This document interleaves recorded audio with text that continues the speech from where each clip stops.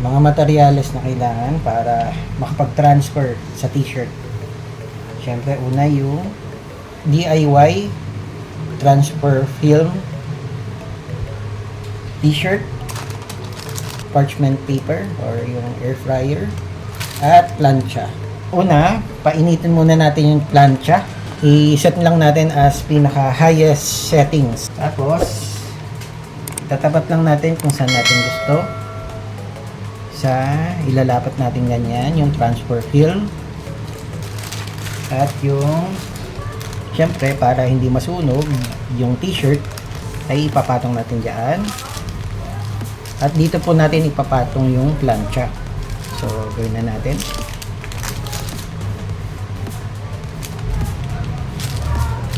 So, kapag mainit na ang plancha, ay pwede na natin ipatong.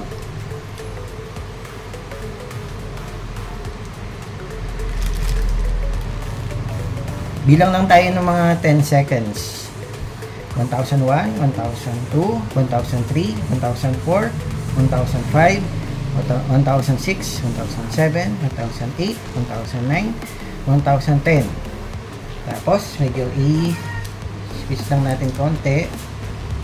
Ng mga siguro mga 5 seconds. 1, 2, 3, 4, 5.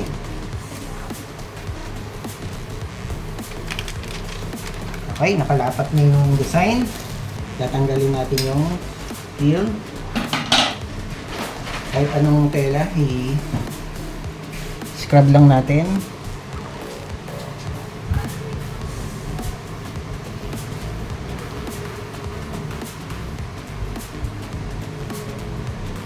Saka pwede na nating tanggalin yung plastic sa ibabaw.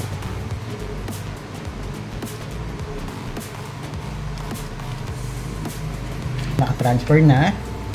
Tapos, i-curing lang natin. 10 seconds. Ano bago? Patong ulit natin. Curing lang to. Okay. 1001, 1002, 1003, 1004, 1005, 1006, 1007, 1008, 1009, 1010. Okay. Squeeze. Tanggal. Iyan na po ang final product. Nakatatak na po sa ating t-shirt. Basically, yung mga ganitong klaseng design ay ito po yung klase ng printer niya. DTF printer. Ay pwede pong ipaprint sa mga print shop. Pwede rin po sa amin. PM nyo lang po kami sa aming Facebook page. Meron po kaming mga pre-made design. Kung meron po kayong available na design, pwede naman po yun.